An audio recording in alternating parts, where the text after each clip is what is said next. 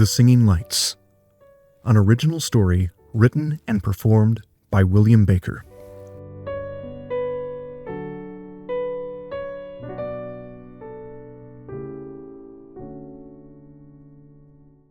When I was growing up, we had a string of Christmas lights that would sing. They were programmed with a handful of electronic tunes. Angels We Have Heard on High, Jingle Bells, Rudolph the Red-Nosed Reindeer, and a few others. As the songs played, the lights would pulse every time a note was hit. It was mesmerizing. Sure, people had traditional flashing or chasing lights, but how many people had lights that played Christmas music? For me, it wasn't Christmas until those lights were on the tree.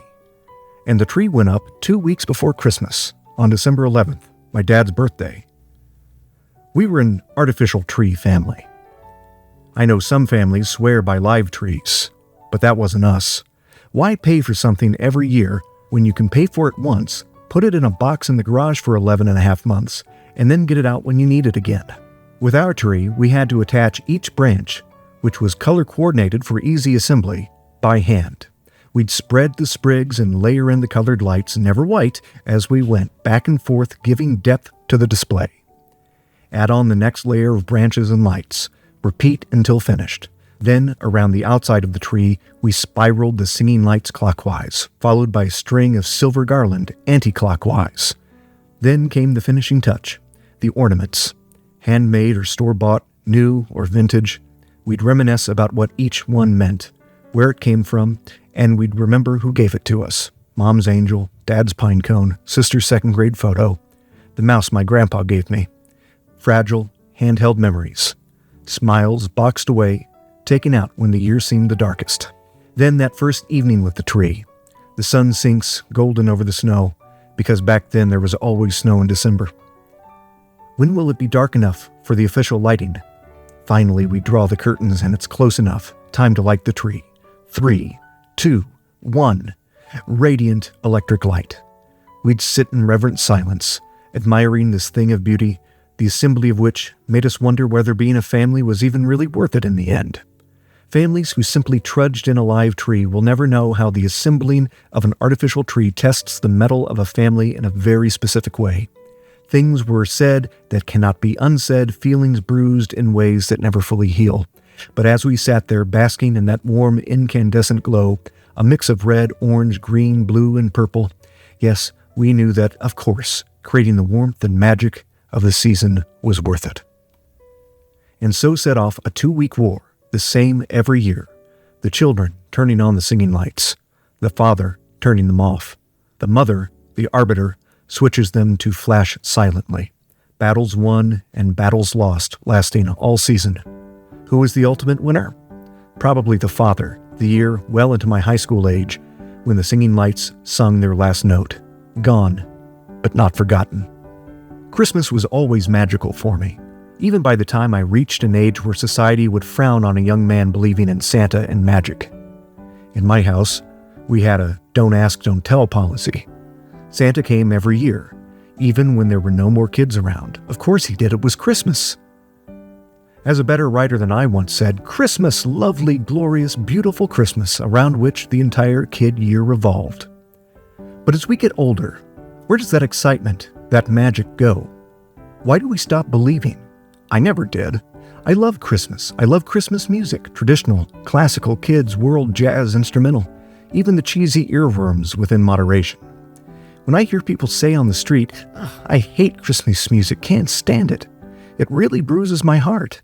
I feel sorry that something has happened to them, leaving them with such an unhappy worldview. I love the holiday traditions and the snow. People all around me complain about the snow every year, but I love it. The more the better. I dream of white Christmases every year. I'd rather everything be white and sparkly than drab and gray. But I seem to be a dying breed. Christmas no longer seems like Christmas, just another holiday along the calendar. I don't know where or how it lost that spark. Is it because I'm fully grown up now and have to make all of the magic myself? Is it because we live in a world with so many devices that we're all doing our own thing? We don't all sit around and watch the Christmas specials anymore. We don't all watch the M&M commercials where red and yellow sneak in on Santa. LED lights have replaced our incandescent lights. Christmas isn't warm and soft anymore. Now it's harsh and cool, with overpowering blues and greens, yellows and reds pushed to the background, purple and orange no longer even included. This change alone can set someone's nerves on edge. We're not going to the shops or malls, bumping into friends, checking our watches as we stand in line at the register, visiting the mall Santa and having our pictures taken. No, we're ordering everything from our phones while we sit in bed. We crop an AI version of Santa into a picture we took on the beach in July. Even gift giving has lost its magic. I used to love giving gifts. My favorite part of the holiday was getting to think about the people in my life and trying to come up with that perfect something that shows how I value them and that they're important to me. Nothing stabs at the heart more than a rejected gift that you spent hours thinking over. I despise a white elephant. Because of this, I'm labeled a Scrooge. That's fine. You keep Christmas in your way and I'll keep it in mine. I just know which one of us still believes in Santa. A few years ago on Christmas Eve, my oldest daughter crawled into my lap and whispered, "Dad, I know there's no Santa." And I cried. I asked her why she would think that and say such a thing, especially on Christmas Eve. She just knows, she tells me. She's heard things. Of course there's a Santa, I say. In fact, I still believe in Santa. She looked up at me, confused. Yes, I never stopped. You should go to bed now. Good night. I love you. I'll be up in a little bit to tuck you in. And without a doubt, Santa came that night. We woke up on Christmas morning, and all of her most wished-for gifts were under the tree, wrapped, every box perfectly placed, stockings overflowing with trinkets and goodies, her faith restored. Every Christmas Eve, to this day, after everyone goes to bed, I turn off all of the lights in the house and sit in front of our Christmas tree and watch the lights twinkle. Sometimes I light a candle, and I sit there in the still silence, sipping an eggnog, thinking about all of the Christmases that have come and gone, what they've meant to me.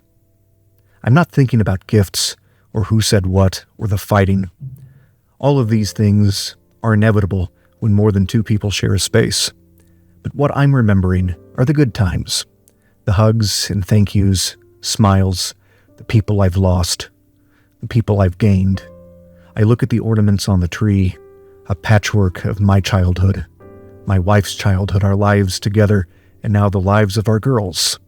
And everyone who has ever been important to us is with us in that moment, shining from that tree. Santa included. The tree, despite the modern LED lighting, remains a symbol of peace, harmony, and regrowth for the coming year. With as dark and scary as things are in the world, what's the problem with a little magic and brightness and joy at Christmas time? And before I go to bed, I crawl on the floor, reach under the tree skirt, and press a button that only I know about. A strand of lights starts flashing. An electric version of God Rest Ye Merry Gentlemen starts to bleep out its tune.